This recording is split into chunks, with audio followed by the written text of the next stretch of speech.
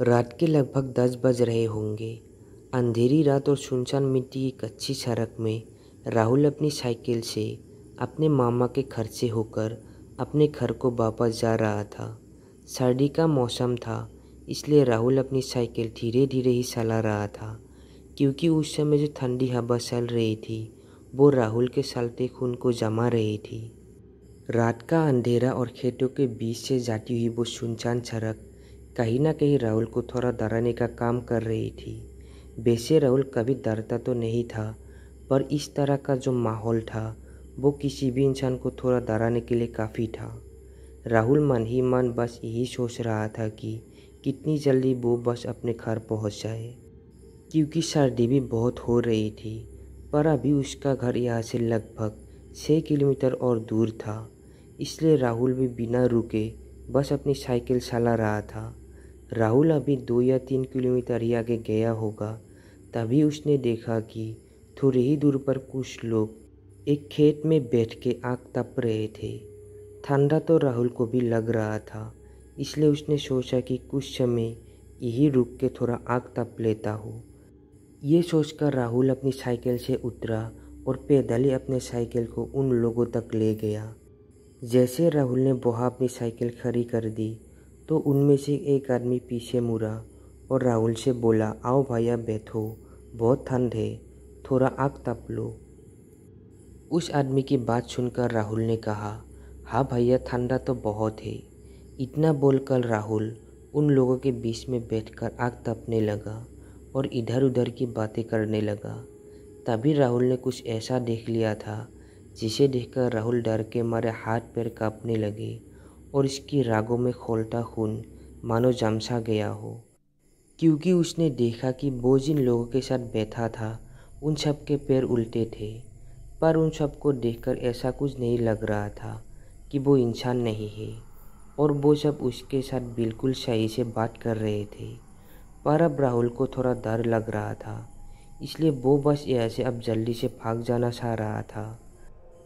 पर वो एकदम से उठकर भी नहीं भाग सकता था, क्योंकि शायद उन्हें ऐसा लग रहा था कि राहुल भी उनमें से एक है।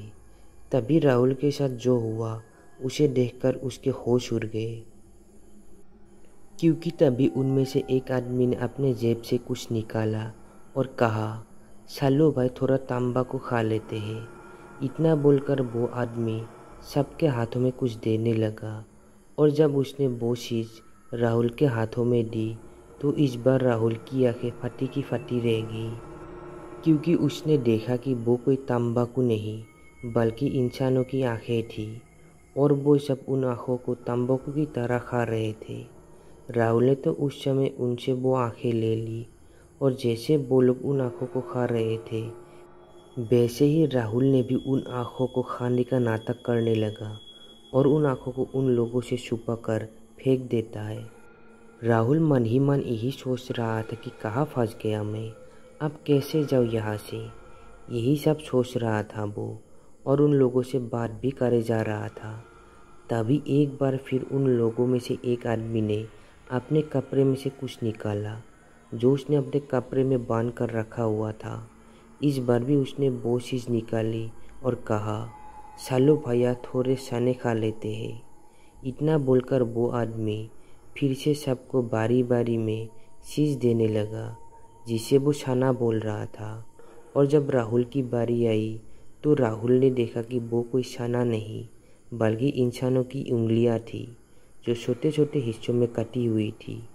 राहुल ने इस बार भी उस आदमी से वो कटी हुई उंगलियां ले ली, फिर उनको खाने का नाटक करने लगा। पर वो यहाँ से भाग जाने के बारे में भी बार बार सोच रहा था, और वो ये भी सोच रहा था कि कहीं इन लोगों को पता चल गया कि वो इनमें से नहीं है बल्कि एक इंसान है, तो ये लोग मेरे साथ क्या करेंगे।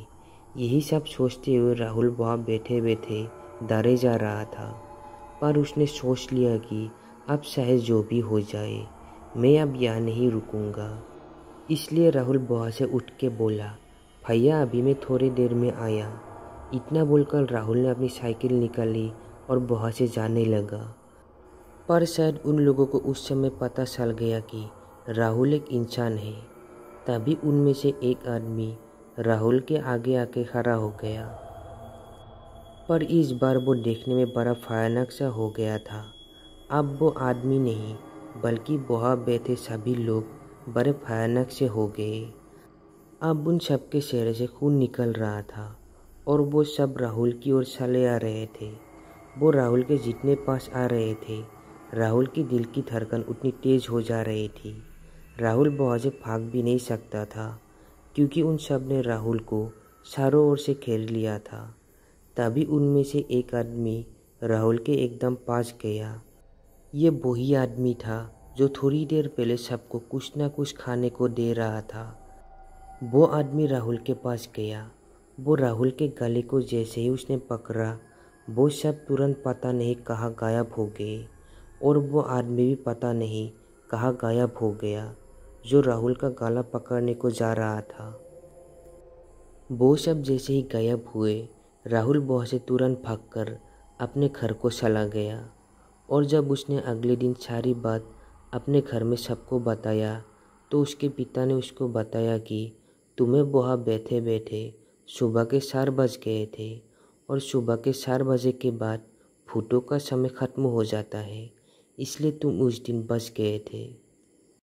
तो दोस्तों, हमारी आज की ये कहानी कैसी लगी कमेंट में ज़रूर बताना।